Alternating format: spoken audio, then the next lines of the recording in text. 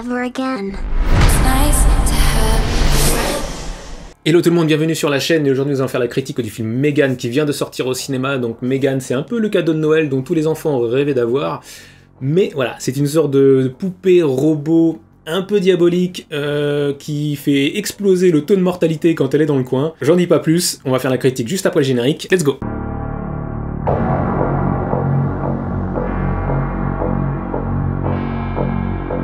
Donc ça y est, c'est la fin de l'année, c'est le début d'une nouvelle année, et comme à chaque fois, c'est le moment où il y a le petit film d'horreur qui va bien, et cette fois-ci, le film d'horreur du moment s'appelle Megan, donc voilà, il est produit par les deux gros mastodontes du cinéma d'horreur, les deux big boss, donc il y a Jason Blum d'un côté avec Blumhouse Productions, qui est vraiment la grosse boîte de prod qu'on voit à la tête d'à peu près de tous les films d'horreur petit budget depuis quelques années. Et on a évidemment le petit génie James Wan, donc James Wan avec sa nouvelle boîte de prod qui s'appelle Atomic Monster Productions, qui explose tout également depuis qu'il a réalisé Saw, et le gars il a fait les Conjuring, donc le Conjuring verse. Les deux s'associent, ils nous pondent un petit film qui s'appelle Megan, et eh bien on va voir en 2-3 mots de quoi ça parle. Donc Megan, c'est l'histoire de Gemma, une brillante roboticienne dans une entreprise de jouets qui utilise l'intelligence artificielle pour développer Megan, donc abréviation de Model Free Generative Android. Donc Megan est une poupée ultra réaliste, programmée pour être le meilleur compagnon d'un enfant et une aide à l'éducation pour les parents. Lorsque Gemma obtient de façon inattendue la garde de sa nièce, elle se sent dépassée par les événements et décide de faire appel à son prototype, Megan, pour l'aider. Donc le film est réalisé par Gerard Johnston qui a déjà réalisé Housebound en 2014, qui était un film qui était vraiment pas trop mal, hein, qui sortait un petit peu de l'ordinaire. Et puis il a plein d'épisodes de séries à droite à gauche, alors je vous avoue c'est des séries que je ne connais absolument pas, donc je vais vous mettre un petit peu les posters, comme ça. Je vais vous mettre les posters ici pour que vous voyez de quoi on parle. Et ici, honnêtement, la réalisation elle est assez plate, il n'y a aucun plan mémorable ou visuellement beau, il n'y a aucun effet de caméra, il n'y a aucun style un petit peu recherché, il y a vraiment très peu de choses au niveau de la réal, c'est vraiment le strict minimum quoi. C'est dommage parce que ça donne une réalisation finalement assez fade, alors que voilà, moi j'ai vu PG-13, donc je me suis dit bah peut-être, pourquoi pas pourquoi pas, ça peut être sympa, et peut-être qu'il y aura de l'horreur, peut-être qu'il y aura des trucs un peu cool, peut-être qu'il y aura voilà un petit peu de gore, un petit peu tout ça, et en fait finalement bah il fait un truc ultra soft. Il y a très peu de sang, voire même quasiment pas, enfin, un moment ou deux, mais franchement c'est vraiment très léger. Donc niveau horreur, franchement vous attendez pas à ça parce que on n'est pas dedans. Enfin il y a vraiment zéro angoisse, zéro horreur, zéro tension. On est à fond dans un truc un petit peu à la Black Mirror, mais version science-fiction non gore. Par contre, je trouve que la photographie est pas trop mal, donc le chef opérateur, il a fait du bon travail, parce que je trouve qu'il y a une lumière qui plane comme ça, un petit peu, qui est plutôt grise, un petit peu palote, qui est pas du tout criarde, mais qui rend l'aspect un peu plus intéressant au niveau de la photographie qu'au niveau de la réal. Et puis la direction artistique, c'est-à-dire tout ce qui va autour du film. La déco, c'est pas possible, honnêtement. Je veux dire, les décors, c'est vraiment... on se croirait chez Ikea, quoi. On se croirait dans un appartement témoin Ikea, il n'y a pas de vie, en fait. Sa maison, elle est vraiment... on dirait que c'est sorti d'un magazine, en fait. Donc, c'est... Visuellement, direction artistique, pas terrible. Donc, c'est une réalisation qui est assez plate. Et donc, c'est juste la moyenne pour moi, ou un tout petit peu au-dessus. Donc, pour tout ça, je vais lui donner la note de 11 sur 20. Concernant le scénario, on a derrière cette histoire à la fois James Wan, donc que j'adore vraiment, un Conjuring verse, j'adore, enfin tout l'univers autour de Conjuring j'adore, et on a Akela Cooper. Donc Akela Cooper c'est quelqu'un avec qui James Wan a déjà écrit plusieurs autres films, enfin plusieurs autres histoires on va dire, desquelles ensuite il essaye de tirer des scénarios, enfin il essaye de condenser pour faire un scénario, et ils avaient déjà fait tous les deux La Nonne numéro 2 et Malignan, donc on pouvait se dire, bah ouais ça peut, à mon avis ça peut envoyer du lourd, ça peut être pas mal. Et honnêtement, on va pas y aller par quatre chemins, c'est vraiment pas ouf. Le scénario, il est vraiment pas ouf. Il y a tellement de choses et de scènes improbables dans ce film, il y a tellement de trucs, d'action en fait, des personnages qui sont totalement what the fuck à mon sens, hein, que ça en devient presque drôle, ça en devient presque nanardesque. Non mais c'est vrai, il y a des trucs, ça, tu te dis mais les personnages, pourquoi elle fait ça, elle est teubée, ou alors on voit bien que la poupée là elle est en train de disjoncter, machin. Tu fais gaffe, tu te dis bah ouais la poupée là il y a un problème, donc il y a un moment donné tu la débranches, ou tu l'enfermes dans un truc, ou carrément tu la ramènes au magasin. Non mais tu la ramènes à l'entreprise, quoi. Enfin, je comprends pas trop. Et puis c'est pareil, si c'est vraiment un prototype qui coûte le prix d'une Tesla, à un moment donné, il parle de ça, voire même peut-être au-dessus, je sais pas, tu la laisses pas traîner comme elle fait, à un moment donné, elle la met au milieu d'autres jouets, comme ça, elle la surveille même pas, le truc, alors que t'as une sorte de colonie de vacances, ou je sais pas quoi, enfin, n'importe qui peut y toucher, n'importe qui peut la prendre, peut la déformer, peut l'abîmer, alors qu'on sait que le latex de la peau de la poupée vaut je sais pas combien. Enfin, à un moment donné, t'y fais gaffe, quoi. Si c'est un super prototype de ouf, t'y fais gaffe. Là, en fait, c'est pas du tout le cas. Donc il y a plein de choses comme ça, c'est complètement improbable. Donc c'est très dommage, en fait. On sort rapidement de l'histoire à cause de ça, parce que on n'y croit pas, en fait.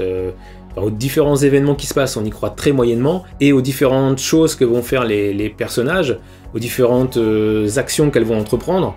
Non, enfin moi j'y crois pas une seconde, donc déjà l'histoire ça me sort complètement du trip, quoi. Alors c'est dommage parce qu'il y a un fond qu'ils essayent de traiter, notamment le deuil, l'acceptation, les relations humaines, voire même l'éducation. Enfin voilà, il y a des trucs en fait où il y a une tentative d'avoir vraiment du fond, et puis c'est tellement improbable, c'est tellement maltraité en fait le truc, qu'en fait on s'en fout complètement. Tout ce qui nous intéresse, c'est d'essayer de voir à quel moment elle va un peu disjoncter la poupée, et à quel moment elle va s'en prendre aux différentes personnes, etc.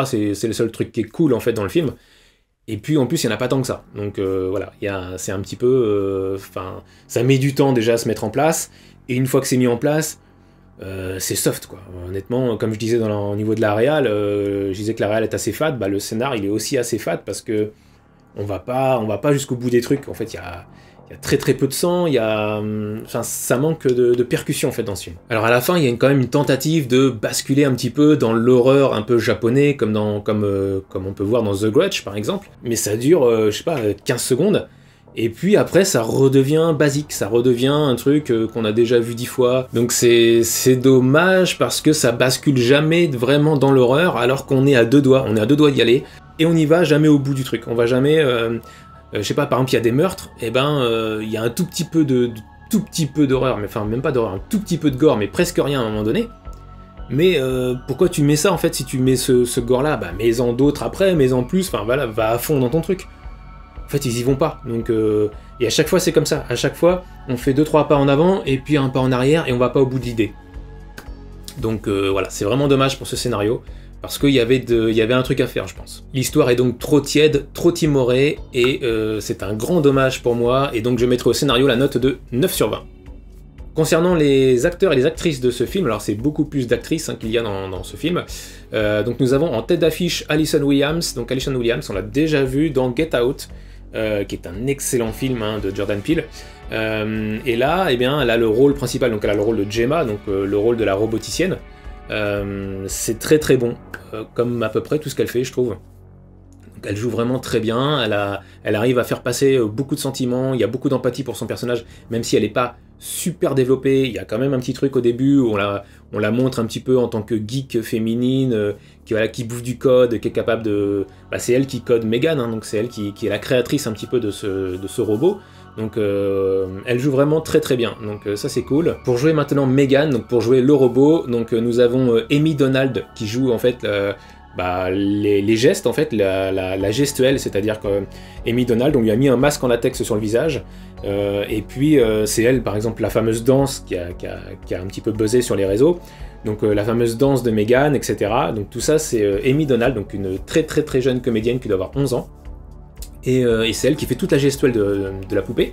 Et par contre la voix en VO, parce qu'en français je sais pas ce que c'est, mais en VO, donc c'est Jenna Davis, donc c'est une actrice de 18 ans qui fait la voix de Megan, et honnêtement ça fonctionne à fond, que ce soit, la voix elle est vraiment très percutante, je trouve, elle est assez froide, mais en même temps parfois elle arrive à moduler un petit peu le son de sa voix, donc c'est vraiment sympa. Et puis la façon dont elle est articulée, la poupée, la façon dont elle se déplace, et parfois dont elle change en fait ses mouvements, etc., sa gestuelle. Donc ça, on le doit à Amy Donald, et elle joue vraiment bien la gamine pour ça, donc voilà, c'est chapeau, c'est quand même assez bien joué. Et enfin, le rôle de Katie, donc la nièce de Gemma, donc c'est-à-dire la petite gamine qui va être liée à la poupée. Donc elle est jouée par Violette McGraw, donc c'est une comédienne qui a à peu près 10 piges, enfin maintenant elle a 11 ou 12 piges, mais sur le tournage elle devait avoir 10 piges. Elle joue très très bien, on a beaucoup d'empathie pour elle à certains moments, Et des fois, on a envie de la baffer, parce que des fois, elle a vraiment un regard noir, un peu méchant, et t'as l'impression qu'en fait, vu que Megan calque, enfin le personnage de Megan calque ses attitudes, etc., parce qu'elle apprend en permanence, le robot, donc elle calque un petit peu sur sa jumelle, quoi, sur la personne dont elle est liée. Parfois, elle imite un petit peu ce personnage-là qui peut être un peu méchant, qui peut avoir des poussées de violence parfois, et donc Megan calque un petit peu sa psychologie sur la gamine. Et donc Violette McGraw, pour ça, en fait, elle doit jouer un personnage qui est assez ambigu, mais tout en restant une petite fille. Donc, alors quand je dis ambigu, c'est-à-dire qu'elle est très lunatique, en fait, elle change beaucoup d'attitude. Des fois elle est très gentille, puis des fois, franchement, elle est insupportable. Donc voilà, et donc elle joue vraiment très très bien également, super performance. Donc honnêtement, on va dire les 3 personnages principaux de ce film jouent vraiment très très très très bien. Pour l'ensemble de ce casting, je vais donner la note de 14 sur 20. Donc maintenant, concernant ma note personnelle, eh bien, j'ai trouvé que le film était plutôt sympathique, mais je m'attendais à beaucoup mieux parce que, très honnêtement, en fait, je m'attendais à un film d'horreur. Donc j'ai été un peu déçu sur ce coup-là. Donc heureusement qu'il y a des trucs tellement improbables, des scènes tellement improbables ou des réactions de personnages qui sont tellement what the fuck, que en fait ça m'a fait rire, et donc du coup j'ai trouvé le truc un peu nanardesque, et ça m'a permis d'apprécier le film, je pense. Je pense que c'est le principal truc qui m'a fait apprécier le film, c'est que voilà, c'est sympathique, et puis parfois on se marre. Mais malheureusement, c'est pas du tout ce que j'attendais, quoi. Moi j'attendais un truc, enfin quand j'ai vu James Wan, quand j'ai vu Jason Blum, tout ça à la prod, je me suis dit ouais ok, donc on va avoir un mélange entre Annabelle et Chucky, sachant que les deux, ces 2 personnages qui déboîtent bien, chacun dans leur style. Ah, si on peut mélanger tout ça, faire un mix de tout ça et avoir une Megan un peu violente, qui peut défoncer tout le monde en mode un peu trash, machin, et avec un vrai fond derrière, avec peut-être 2-3 bonnes réflexions derrière, comme le deuil, l'acceptation, etc. Mais bien travaillé, quoi. Ça peut être vraiment cool. Et en fait, non, ça l'est pas, dans le sens où il n'y a rien de travaillé, quoi, en fait, dans le film. En gros, il y a 0 bidoche, il y a pas de gore, il y a rien du tout, il y a très très très très peu de sang, il y a 3-4 gouttes de sang, et puis par-ci par-là, vraiment c'est limite, enfin c'est très très limité. Niveau angoisse, niveau peur, etc., vous inquiétez pas, il y a rien du tout, vous allez pas vous faire dans le froc. C'est pas le film pour ça, et malheureusement, parce que moi je m'attendais vraiment à ça, et on n'y est pas du tout, donc c'est dommage. Mais bon, tant pis, j'ai trouvé le côté nanardesque plutôt drôle, j'ai passé un moment assez agréable, on va dire, c'est pas le film de l'année, mais c'était sympathique. Et puis voilà, il y avait un côté très années 90 qui m'a fait marrer, et donc si on bascule le mindset en mode nanar, on passe du bon temps, on se marre. Donc pour tout ça, j'ai voulu me mettre la note de 12 sur 20. Ce qui fait à Megan la note finale de 11,5 sur 20, donc la moyenne de tout ça fait 11,5 sur 20. Donc c'est plutôt cool, ça, c'est au-dessus de la moyenne, c'est pas un film pourri, mais c'est pas non plus, voilà, c'est pas, je pense pas que vous allez l'acheter en Blu-ray, hein, mais bon. Nous, on se revoit très bientôt pour d'autres films, et si possible des films d'horreur un peu gore, ce serait cool. On se dit à très vite, à bientôt, ciao!